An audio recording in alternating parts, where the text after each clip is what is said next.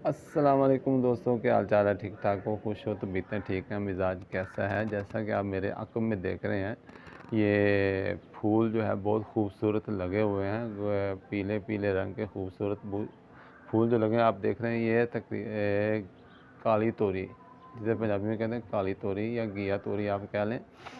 तो ये उसके फूल हैं। ये हमने नीचे लगाई थी, तो ये मैं छत के ऊपर खड़ा हूँ, ये नीचे से है ऊपर चढ़ाई कर रही है। और इसको देख रहे हैं आप, फूल ज़्यादा लगा हुआ है और इसको फल भी ज़्यादा लगा हुआ है।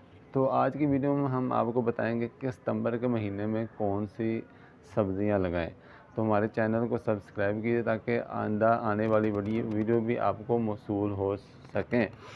तो आज की वीडियो में हम आपको बताएंगे सितंबर के महीने में कौन सी फसल जो है ये नकद आवर है, फ़ायदा मंद है। सितंबर के महीने में आप लगा सकते हैं जनाब खीरा। खीरा जो है ये मुनाफे भी ज़्यादा देता है और इसकी फसल भी ग्रो करते हैं। सितंबर के महीने में आप लगाएंगे, अक्टूबर के आध में जाके वस्त में जाके आप इसकी फसल जो है ले सकते हैं। तो ये मुनाफे भी ज़्यादा देता है, मार्केट में इसका रेट भी ज़्यादा है, तो आप खीरा लगा सकते हैं। दूसरा ये है कि सितंबर के महीने में आप लगा सकते हैं पालक। पालक भी इंतहाई नकद आवर है, ये फ़ायदा मंद है, पालक की ग्रो भी ज़्यादा होती है। तो मज़ीद इसके मतलब हम आपको मज़ीद आगे आने वाली वीडियो में बताएंगे कि और इसके अलावा कौन सी फसलें आप लगा सकते हैं, क्योंकि ये सितंबर का महीना जो रिस्की होता है।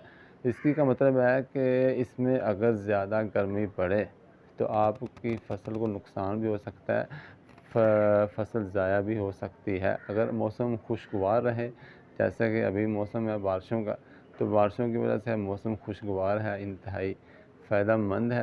तो कोशिश करें कि अगर आपके इलाके में गर्मी की शिद्दत नहीं है तो आप सर्दियों वाली जो है फसलें, सब्ज़ियां लगा सकते हैं।